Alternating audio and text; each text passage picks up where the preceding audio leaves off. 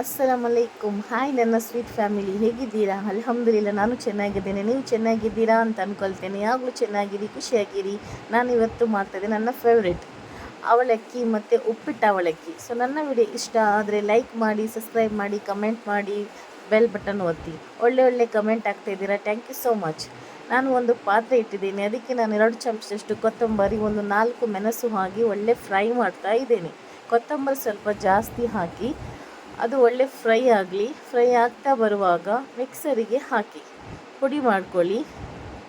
ಒಂದು ತೆಂಗಿನಕಾಯಿ ನಾನು ತುರಿತೇನೆ ಅದರಷ್ಟಿಗೆ ನೋಡಿ. ಅದರಲ್ಲಿ ಅರ್ಧ ತೆಂಗಿನಕಾಯಿ ಹಾಕ್ತೇನೆ ಮಿಕ್ಸರಿಗೆ, ಅರ್ಧ ತೆಂಗಿನಕಾಯಿ ಇಟ್ಕೊಳ್ತೇನೆ. ಸೊ ಅದಕ್ಕೆ ಬೆಲ್ಲ ಹಾಕಬೇಕು. ಬೆಲ್ಲ ಕಟ್ ಮಾಡಿ ಹಾಕಿ ನೋಡಿ. ನಾನು ಈ ಥರ ಹಾಕಿ ತೋರಿಸ್ಕೋಸ್ಕರ ಎಷ್ಟು ಸಿಹಿ ಬೇಕು ಅಷ್ಟು. ಒಂದು ಪಾತ್ರೆಯಲ್ಲಿ ಎಣ್ಣೆ ಹಾಕ್ತಾ ಇದ್ದೇನೆ. ಎಣ್ಣೆ ಸ್ವಲ್ಪ ಜಾಸ್ತಿ ಹಾಕಿದ್ದಕ್ಕೆ ಅದು ಎಣ್ಣೆ ಬಿಸಿಯಾಗಿ ಬರುವಾಗ ಉದ್ದಿನ ಬೇಳೆ ಹಾಕ್ತಾ ಇದ್ದೇನೆ. 2-3 ಚಮಚ ಉದ್ದಿನ ಬೇಳೆ ಹಾಕ್ತೇನೆ. ಚಿಕ್ಕ ಚಮಚ, ಅದಕ್ಕಾಗಿ 4 ಚಮಚ ಹಾಕಿದೆ. ಮತ್ತು ಸ್ವಲ್ಪ ಪಟಪಟ ಹೇಳುವಾಗ ನಾವು ಸಾಸಿವೆ ಹಾಕಬೇಕು. ಸಾಸಿವೆನೂ ಪಟಪಟ ಹೇಳುವಾಗ ಬೇಸಪ್ಪು ಹಾಕಿದರೆ ಆಯಿತು.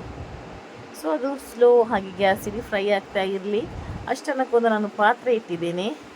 ಮಿಕ್ಸರಲ್ಲಿ ನಾನು ಪುಡಿ ಮಾಡಿದ್ದೀನಿ, ಅದು ನಾವು ಹಾಕಬೇಕು. ಎಲ್ಲ ಒಟ್ಟಿಗೆ ಹಾಕಬೇಡಿ, ಸ್ವಲ್ಪ ಹಾಕಿದರೆ ಆಯಿತು. ಬಟ್ ನನಗೆ ಕರೆಕ್ಟ್ ಇತ್ತು, ಸಿಹಿ ಜಾಸ್ತಿ ಆದರೆ ಅದಕ್ಕೆ ಹೇಳಿದೆ. ಮತ್ತು ತೆಂಗಿನ ತುರಿ ನಾನು ಹಾಕಿದೆ, ಅದು ಇಟ್ಕೊಂಡಿದ್ದೆ ಅಲ್ವ, ಆ ತೆಂಗಿನ ತುರಿ. ಮತ್ತು ನಾವು ಅದಕ್ಕೆ ಹಾಕ್ತಾ ಇದ್ದೇನೆ ಒಗ್ಗರಣೆ ಮಾಡಿದ್ದು. ಸೊ ಇದಕ್ಕೆ ಬೇಕಾದರೆ ನೀವು ಸ್ವಲ್ಪ ಉಪ್ಪು ಬೇಕಾದರೆ ಹಾಕ್ಕೊಳ್ಳಿ. ಬಟ್ ನನಗೆ ಉಪ್ಪು ಬೇಕಾಗಿಲ್ಲ, ಯಾಕೆಂದರೆ ಬೆಲ್ಲದಲ್ಲಿ ತುಂಬ ಉಪ್ಪು ಇತ್ತು. ಸೊ ಅದಕ್ಕೆ ನಾನು ಹಾಕ್ತಾ ಇದ್ದೇನೆ ಅವಲಕ್ಕಿ. ಬೇಕಾದರೆ ಎಣ್ಣೆಯಲ್ಲಿ ಫ್ರೈ ಮಾಡುವಾಗ, ಒಗ್ಗರಣೆ ಮಾಡುವಾಗ ನೀವು ಅದಕ್ಕೆ ರೆಡ್ ಮೆಣಸು ಹಾಕ್ಬೋದು. ನಾನು ಹಾಕಲಿಲ್ಲ, ಇದು ಮಕ್ಕಳು ತಿನ್ನಲ್ಲ ಅಂತ. ಒಳ್ಳೆ ಹಾಗೆ ಮಿಕ್ಸ್ ಮಾಡಿ, ತುಂಬ ಕೈಯಲ್ಲಿ ಮುರುಟಿ ಮಿಕ್ಸ್ ಮಾಡಬೇಡಿ. ಸ್ವಲ್ಪ ಸ್ಲೋ ಆಗಿ ನೋಡಿ, ನಾನು ಯಾವ ಥರ ಮಾಡ್ತೇನೆ ಆ ಥರ ಮಿಕ್ಸ್ ಮಾಡಿ ನೋಡಿ. ನಮ್ಮ ಅವಲಕ್ಕಿ ರೆಡಿ ಆಯಿತು.